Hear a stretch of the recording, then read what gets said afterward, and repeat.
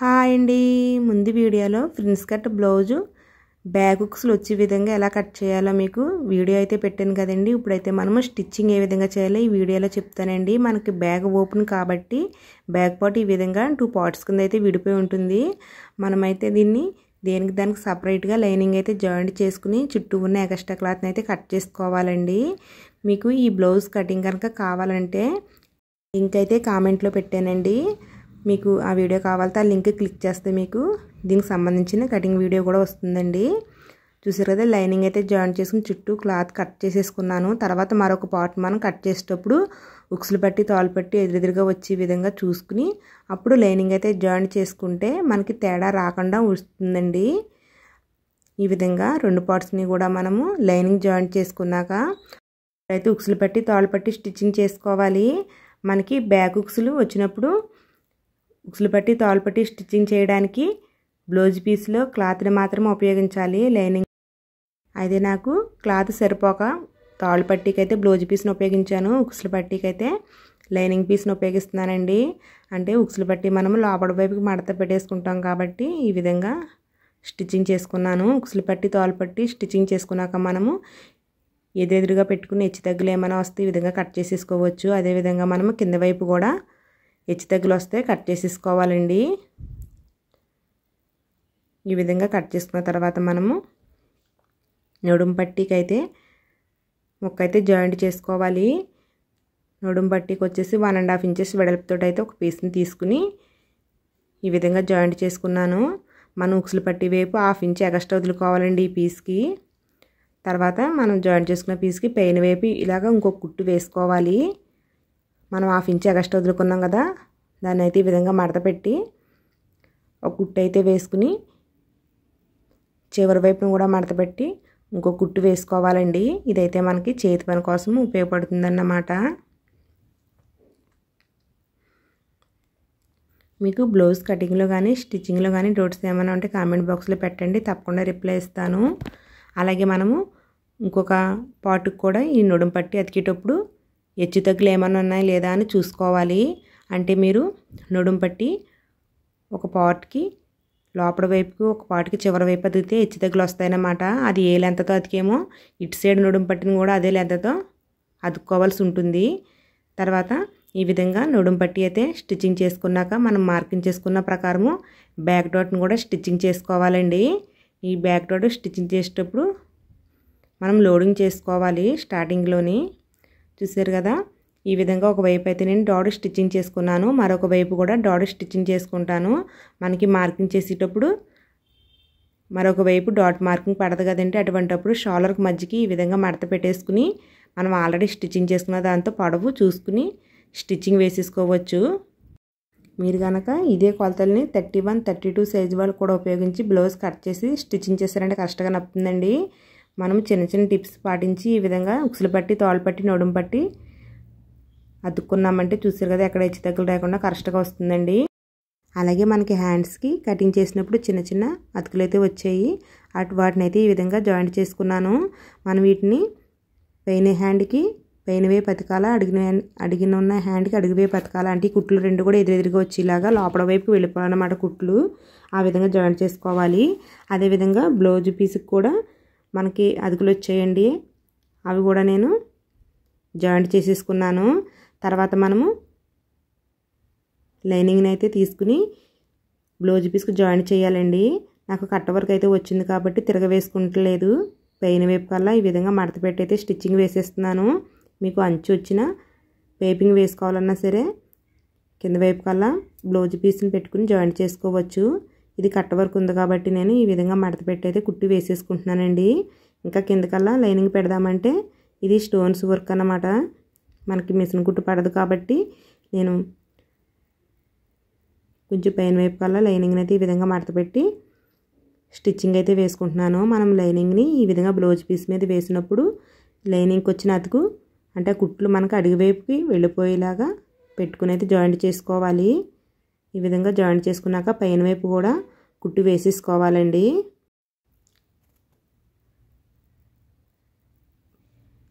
తర్వాత ఎక్స్ట్రా వచ్చిన క్లాతులన్నీ ఈ విధంగా కట్ చేసేసుకోవాలి. అలాగే మీకు మరొక హ్యాండ్కి లైనింగ్ జాయింట్ చేసుకునేటప్పుడు మనకి అతికి వచ్చింది కదా, ఆ అతికిని చూసారు కదా కుట్టు లోపల వైపుకి పోయే విధంగా వేసాను. ఈ విధంగా వేసి ముందు హ్యాండ్ లాగే దీనికి కూడా లైనింగ్ని మడత పెట్టి కుట్టు అయితే వేసేసుకుంటున్నానండి. మనకి లైనింగ్ హ్యాండ్కి అతుకులు వచ్చాయి కదా, ఆ అతుకుల్ని నేను చెప్పే విధంగా జాయింట్ చేసుకుని బ్లౌజ్ పీస్కి అతుకునేటప్పుడు కుట్లు లోపల వైపుకి వెళ్ళిపోయేలాగా జాయింట్ చేసుకుంటే మీకు హ్యాండ్కి ఫ్రంట్ లోతు తీసుకున్నాం కదండి, ఆ లోతు తీసిన భాగాలు మనకి బ్లౌజ్కి హ్యాండ్స్ జాయింట్ చేసేటప్పుడు ఫ్రంట్ సైడ్కి వస్తాయి అన్నమాట. అంటే ఒకవైపుకే వస్తాయి. అందుకనేసి నేను ఈ విధంగా అయితే చెప్పాను మీకు. రెండో హ్యాండ్ని కూడా లైనింగ్ జాయింట్ చేసేసుకుని ఎక్స్ట్రా క్లాత్ని అయితే ఈ విధంగా కట్ చేసేసుకోవాలి. మీకు లైనింగ్ జాయింట్ చేసుకున్న తర్వాత హ్యాండ్ అయితే ఈ విధంగా మడత పెట్టినప్పుడు రెండో హ్యాండ్ని కూడా సెరవు వైపు ఈ విధంగా వేయండి. నేను వీడియోలో చూపించే విధంగా సెరవు వైపు వేసినప్పుడు ఈ ఫ్రంట్లో తీసిన భాగాలు ఈ విధంగా రావాలన్నమాట. ఒకవైపుకే రావాలి, ఎదురెదురుగా ఒకవైపుకే రావాలన్నమాట. అప్పుడు మీకు కరెక్ట్గా మీరు హ్యాండ్స్కి లైనింగ్ అతికినట్టు. తర్వాత హ్యాండ్స్ని అయితే ఒకదాని మీద ఒకటి ఈ విధంగా వేసుకుని మనకి హెచ్చు తగ్గులు ఏమైనా వస్తే కట్ చేసుకోవాలండి. అంటే మనకి 2 హ్యాండ్స్ కూడా ఒకలాగా ఉండాలి కాబట్టి పొడవు దగ్గర కానీ మనకి హెచ్చు తగ్గులు వస్తే కట్ చేసుకోవాలన్నమాట. చూస్తారు కదా సమానంగా అయితే పెట్టుకున్నాను నేను. అలాగే మనకి ఈ కింద వైపున మనకి జాయింట్ కుట్లు వచ్చే దగ్గర కూడా హెచ్చు తగ్గులు ఏమన్నా ఉంటే కట్ చేసుకోవాలి. చూస్తారు కదా నాకు కొద్దిగా ఎక్స్ట్రా వచ్చింది, పావించు. ఈ విధంగా కట్ చేసేసుకుంటున్నాను. అలాగే హ్యాండ్స్ రెండు కూడా ఈ విధంగా మధ్యకి పెట్టుకుని చిన్న కట్స్ అయితే పెట్టుకున్నామంటే మనకి ఆనవాలుగా ఉంటుందండి. తర్వాత మనం ఫ్రంట్ పార్ట్ అయితే లైనింగ్ జాయింట్ చేసుకోవచ్చు. ఈ రెండు కూడా ఒక దాని మీద ఒకటి ఈ విధంగా వేసుకుని కదలకాలు ఉండడం కోసం మధ్యలో ఒక పినిస్ అయితే పెట్టుకుని చుట్టూ ఒక కుట్టు వేసేసుకోండి. ఈ విధంగా అతికేసుకున్న తర్వాత నెక్ చుట్టూ ఉన్న వేస్ట్ క్లాత్ని కూడా కట్ చేసేసుకోవాలి. మనకి ఫ్రంట్ పార్ట్లో ఒక భాగం అయితే ఈ విధంగా వస్తుంది. ఇది ఫ్రిన్స్ కట్ కాబట్టి ఇంకా మనకి 2 పీసెస్ అయితే విడివిడిగా వస్తాయండి. వీటిని మీరు లైనింగ్ అతికేటప్పుడు ఇక్కడ మీరు జాగ్రత్తగా చూడవలసి ఉంటుంది. మనకి ఈ పార్ట్ అయితే ఈ విధంగా ఉంటుంది కదా, ఇలా స్ట్రైట్గా ఉన్న వైపు మీకు చంక వైపు భాగం అన్నమాట. మీకు ఈ విధంగా వంపు తిరిగిన వైపు ఫ్రంట్ సైడ్ అతకవలసిన భాగం అన్నమాట. ఈ విధంగా గుర్తుపెట్టుకోవాలి మీరు. 2 పీసులని కూడా సెరో వైపు అయితే పెట్టేసి నేను అలాగే బ్లౌజ్ పీస్ని కూడా దీని మీద వేసుకున్నాను. ఇది కూడా అదే ఆనవాలు చూసుకుంటున్నానండి. స్ట్రైట్గా ఉన్నది వంపుగా ఉన్నది చూసుకుని లైనింగ్ అయితే దీనికి జాయింట్ చేసేసుకుంటున్నాను. ఈ విధంగా లైనింగ్ జాయింట్ చేసుకుని చుట్టూ ఉన్న వేస్ట్ క్లాత్ని అయితే కట్ చేసేసుకున్నాను. ఇది చూసారు కదా మనకి ఇలా పెట్టగానే డాటు షేప్లో వస్తుందన్నమాట మనకి వంపు కానీ. తర్వాత మరొక పార్ట్కి లైనింగ్ అతికేటప్పుడు కూడా ఈ విధంగా పెట్టుకుని లైనింగ్ అతుక్కోవాలి. మీరు పొరపాటుగా రెండు కూడా ఒకే సైడ్కి వచ్చేలాగా లైనింగ్ అతికే అవకాశం ఉంది కాబట్టి మనం ఈ విధంగా చూసుకుంటూ లైనింగ్ అతికి చుట్టూ ఉన్న వేస్ట్ క్లాత్ని కట్ చేసుకోవాలి. అప్పుడు మనకి ఇవి కరెక్ట్గా వస్తాయి. చూసారు కదా ఈ విధంగా పెట్టినప్పుడు డాట్ మనకి డాట్ షేప్లో వెళ్తూ ఆపడుతుంది. ఈ విధంగా పెడితే కలిసిపోయినట్టు ఉంటుంది. ఈ విధంగా పెట్టినప్పుడు మీకు డాట్లా వస్తుందన్నమాట. ఇదే మీరు గుర్తుపెట్టుకోవాల్సిన విషయము. తర్వాత మనం ఈ రెండు కలిపి జాయింట్ చేసేటప్పుడు చంక వైపు ఎగుడు దిగుడు రాకుండా అంటే హెచ్చు తగ్గులు రాకుండా జాయింట్ చేయాలి కాబట్టి స్టార్టింగ్ మనం అక్కడి నుంచి అయితే కుట్టుకోవచ్చు. ప్రిన్స్ కట్ బ్లౌజ్ మనకి కొంచెం హెచ్చు తగ్గులు వస్తాయండి. అదైతే మనకి కింద వైపు వచ్చినా పర్లేదు కాబట్టి ఈ విధంగా చంక వైపు నుంచి స్టార్టింగ్ చేసి కుట్టు వేసుకోండి. అలాగే మరొక పార్ట్ని కూడా ఈ విధంగా నేను చంక వైపు నుంచే స్టార్టింగ్ చేసి స్టిచ్చింగ్ వేస్తున్నాను. మనకైతే ఫ్రిన్స్ కట్ స్టిచ్చింగ్ చేసినప్పుడు 1/2 ఇంచు పావు ఇంచు హెచ్చు తగ్గులు వస్తాయండి. ఏం పర్వాలేదు. వాటిని కూడా ఏ విధంగా కట్ చేసుకోవాలో మీకు చెప్తాను. చూసారు కదా ఫ్రిన్స్ కట్ అయితే మనకి ఈ విధంగా చాలా నీట్గా అయితే వచ్చిందండి. చూసారు కదా నాకు కింద వైపున 1/2 ఇంచు పావు ఇంచు హెచ్చు తగ్గులు కనిపిస్తున్నాయి కదా, ఏం పర్వాలేదండి. ఇవి ఇలాగ వస్తూ ఉంటాయి. మనం వీటిని ఇలాగా లైట్గా కట్ చేసేసుకుంటే సరిపోతుంది. ఇప్పుడైతే మనము ఫ్రంట్ సైడ్ కూడా మనం నడుము పట్టి కుట్టేసుకోవాలి. అయితే దాన్ని స్టిచ్చింగ్ చేసుకునేటప్పుడు మనం ముందుగా ఏం చేయాలంటే బ్యాక్ పార్ట్ని ఈ విధంగా వేసుకోవాలండి. అంటే బ్యాక్ పార్ట్కి ఫ్రంట్ పార్ట్కి గ్యాప్ ఎంత వచ్చిందని తెలుసుకోవడం కోసం అన్నమాట. మనకు చూసారు కదా 30 ఇంచు ఎక్స్ట్రా వచ్చింది. మనకు 1/2 ఇంచు మాత్రమే సరిపోతుంది. కానీ 1/2 ఇంచు కంటే ఎక్కువ వచ్చింది చూడండి. నేను ఎక్కడ దాకా సరిపోయిందో అక్కడ దాకా మార్కింగ్ అయితే పెట్టుకున్నాను. ఇటు సైడ్ కూడా చూస్తున్నాను. ఇటు సైడ్ కూడా మనకి 30 ఇంచు ఎక్స్ట్రా వచ్చిందండి. మనకి కుట్టు కోసం 1/2 ఇంచు పోగా పావు ఇంచు ఎక్స్ట్రా మిగిలిపోయింది కదా, ఆ పావు ఇంచుని నేను ఈ విధంగా కట్ చేసేసుకుంటున్నాను. మనం ఈ విధంగా ముందుగానే చూసుకుని కట్ చేసేసుకుంటే సైడ్ జాయింట్లు చేసుకున్నప్పుడు హెచ్చు తగ్గులు రాకుండా ఉంటుందన్నమాట. ఇప్పుడైతే నడుము పట్టీని స్టిచ్చింగ్ చేసుకోవాలి. మనం చేసుకున్న మార్కింగ్ దగ్గరే ఈ పీస్ని అయితే పెట్టుకుని స్టిచ్చింగ్ వేయాలి. మీరు మరీ లోపలికి వేసేసారంటే ఫ్రంట్ పార్ట్ షార్ట్ అయిపోతుంది. ఈ విధంగా చూసుకుని అయితే మీరు జాయింట్ చేసుకోవాలి. నడుము పట్టీని అయితే నేను 2 ఇంచెస్ వెడల్పుతోటి తీసుకున్నానండి.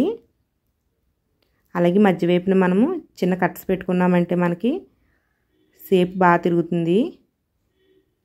మనకి ఇది 2 ఇంచెస్ వెడల్పుతో అయితే తీసుకున్నాను కదా, దీన్ని డబుల్ ఫోల్డింగ్ ఈ విధంగా చేసుకుని 1 ఇంచ్ వెడల్పు వచ్చే విధంగా మడత పెట్టుకుంటున్నానండి. ఈ విధంగా మడత పెట్టుకుని స్టిచ్చింగ్ వేయ వల్ల మనకి ఇది కొంచెం దలసరగా వచ్చి నడుము పట్టి అద్దినట్టుగా చక్కగా ఉంటుందన్నమాట. ఇంకా బ్లౌజ్ కటింగ్లో కానీ స్టిచ్చింగ్లో కానీ డౌట్స్ ఏమైనా ఉంటే కామెంట్ బాక్స్లో పెట్టండి, తప్పకుండా రిప్లై ఇస్తాను. మీకు ఏ సైజ్ బ్లౌజ్ అయినా కటింగ్ డౌట్గా ఉంటే కనుక కామెంట్ బాక్స్లో పెట్టారంటే ఆ వీడియో చేసి పెడతానండి. చూసారు కదా, 1 ఇంచ్ వెడల్పుతోటి నేను ఈ విధంగా స్టిచ్చింగ్ వేసేసుకున్నాను. లుక్ అయితే చాలా నీట్గా వచ్చిందండి. ఈ విధంగా మనం ఫ్రంట్ పార్ట్ పూర్తి అయిపోయిన తర్వాత బ్యాక్ పార్ట్స్ని ఈ విధంగా షాలర్ని అయితే జాయింట్ చేసుకోవాలండి. బ్యాక్ పార్ట్ని ఫ్రంట్ పార్ట్ మీద వేసేసి షాలర్స్ని జాయింట్ చేసేసుకోవాలి.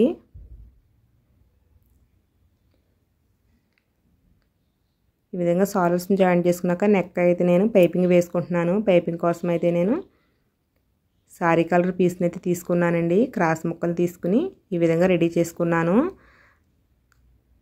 ఈ మెడపట్టికి ఒక వైపున అయితే నేను 1/2 ఇంచు మడత వేసి ఒక కుట్టు అయితే వేసేసుకుంటున్నానండి. అలాగే మన ఛానల్లోని నార్మల్ పాదంతో థ్రెడ్తో పైపింగ్ ఏ విధంగా చేసుకోవచ్చో వీడియో అయితే చేశానండి. ఆ వీడియో అయితే ఒకసారి చూడండి. పైపింగ్ రాని వాళ్ళకి కూడా చాలా ఈజీగా పైపింగ్ వేయడం వస్తుంది. పైపింగ్ అయితే వేసేసుకున్నానండి. మనం పైపింగ్ వేసిన తర్వాత ఈ వేస్ట్ క్లాస్ని అయితే ఈ విధంగా మడత పెట్టి మరొక కుట్టు వేస్తూ ఉంటాను. కానీ దీనికి చేతి పని చేసే ఉద్దేశంతో చివరి వైపు మడత వేసుకున్నానండి. అలాగే మనకి హ్యాండ్స్ జాయింట్ చేసుకునే ముందు షోల్డర్ వచ్చేసి మనకి 2.5 మాత్రమే ఉండాలి. కుట్టుతో కలిపి 3 ఇంచెస్ ఉండాలన్నమాట. 3 ఇంచెస్ కంటే ఎక్స్ట్రా అదంతా కట్ చేసేసుకోవాలండి. అలాగే బ్యాక్ పార్ట్ ఫ్రంట్ పార్ట్ కూడా ఈక్వల్గా వచ్చాయి లేదా హెచ్చు తగ్గులు వచ్చాయి లేదా అని ఈ విధంగా చూసుకోవాలి. మనకు కనుక హెచ్చు తగ్గులు వస్తే ఈ విధంగా 1/2 ఇంచు కానీ 1/2 ఇంచు కానీ ఎక్స్ట్రా వస్తే కట్ చేసేసుకోవచ్చు. నాకైతే కరెక్ట్గానే సరిపోయిందండి. ఓన్లీ షోల్డర్ మాత్రమే హెచ్చు తగ్గులు వచ్చాయి కాబట్టి షోల్డర్ ఒకటే తీసుకున్నాను. తర్వాత ఇప్పుడైతే హ్యాండ్ అయితే స్టిచ్చింగ్ చేసుకోవాలండి.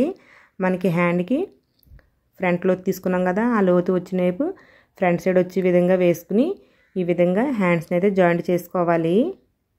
అలాగే హ్యాండ్ మధ్యకి పెట్టుకున్న మార్కింగ్ షోల్డర్ కుట్టు ఒకే చోటకు వచ్చే విధంగా హ్యాండ్ని అయితే జాయింట్ చేసుకుంటే మీకు హ్యాండ్ రౌండ్ నీట్గా ఉంటుంది, లుక్ కూడా బాగుంటుందండి. మనం ఎప్పుడు కూడా హ్యాండ్స్ జాయింట్ చేసేటప్పుడు 1/2 ఇంచు లోపలికి కుట్టు వేసుకోవాలి. అలాగే హ్యాండ్స్ కుట్టును కూడా 2 టైమ్స్ అయితే కుట్టుకోవాలండి. మనకి ఇది చేతి పని చేసుకోవాలండి. చేతి పని చేసుకునేదాకా మెడపెట్టి ఈ విధంగా ఆనుతుంది. చేతి పని చేసుకున్నాకైతే లుక్ అయితే బాగుంటుంది. హ్యాండ్స్ని కూడా మీరు 1 టైం కుట్టుకున్న తర్వాత ఈ విధంగా చూసుకోండి. ఏమైనా తేడా వస్తే 2 కుట్లు సరి చేసుకోవచ్చు అన్నమాట. ఈ విధంగా 2 టైమ్స్ హ్యాండ్స్ కుట్టి వేసుకున్న తర్వాత సైడ్ జాయింట్ల కోసం అయితే మనము హ్యాండ్ లూజ్ మార్కింగ్ చేసుకుంటున్నాను. వేసుకున్న మార్కింగ్ ప్రకారం మనం స్టిచ్చింగ్ వేసేసుకోవచ్చండి. అలాగే మనకి చంక్ లూజు బాడీ లూజ్తో అయితే కటింగ్ చేసేటప్పుడు మార్కింగ్ చేసుకున్నాం కదా, ఆ మార్కింగ్ ప్రకారం కుట్టు అయితే వేసేసుకుంటే సరిపోతుంది. మనం ఇప్పుడు చివరి వైపున లోడింగ్ చేసుకోవాలండి. 2 టైమ్స్ లోడింగ్ చేసుకున్నామంటే మనకి కుట్లు విడిపోకుండా ఉంటాయి. అలాగే మన కొచ్చుల కోసము 3 టైమ్స్ అయితే కుట్లు వేయవలసి ఉంటుందండి.